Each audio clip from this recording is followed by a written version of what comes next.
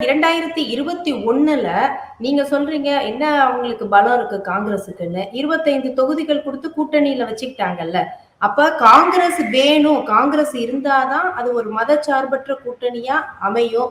சிறுபான்மையினருடைய வாக்குகள் வரும். ஒரு நம்பிக்கை வரும் அப்படிங்கிற எண்ணம் திமுகவுக்கும் இருக்கிறதுனால தானே நீங்க சொல்ற பாஷையிலே தூக்கி சுமக்க வேண்டியது இருக்கு. இருக்குதுங்க. காங்கிரஸ் இருப்பதுங்கிறதுல அந்த அட்வான்டேஜ் இருக்கு. அதை யாரும் மறுப்பதற்கு இல்லை. ஆனா அதுக்கு தக்கனதான சீட்டு கொடுக்க முடியும்ன்ற. நீங்க சொல்றது 25 சீட்டு. அது ரைட்டு தாங்க. 20லேருந்து 25 சீட்டு நேஷனல் லெவல்ல இருக்கு. பிஜேபி திமுக எதிர்க்குது. ஸோ நேஷனல் லெவலில் அதுக்கு ஒரு சப்போர்ட் தேவைதான். ஆனா அதிக சீட்டு ஆட்சியில பங்கு அதெல்லாம் பிரயோஜனம் கிடையாதுங்க. கவுண்டமணி ஒரு படத்துல சொல்லுவார், இந்த கொசு தொல்லை தாங்க முடியலையே நாராயணான்னு. அது கொசு தொல்லையா மாறிடும்.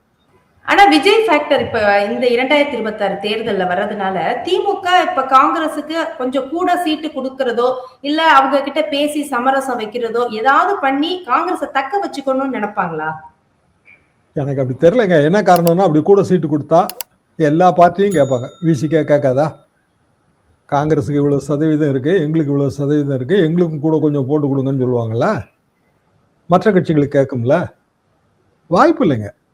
காங்கிரஸ் கட்சிக்கு 5 சீட்டு குறையிறதுக்கு தான் வாய்ப்பு இருக்கே தவிர கூடுறதுக்கு வாய்ப்பு இருப்பதாக எனக்கு தெரியல. அப்போ பிரவீன் சக்கரவர்த்தி மாதிரியானவர்களின் ஏன் அவங்க இப்படி நிலைப்பாடு? சரி, முதல்ல இந்த பிரவீன் சக்கரவர்த்தி எத்தனை மாசமா நமக்கு தெரியும் சொல்லுங்க.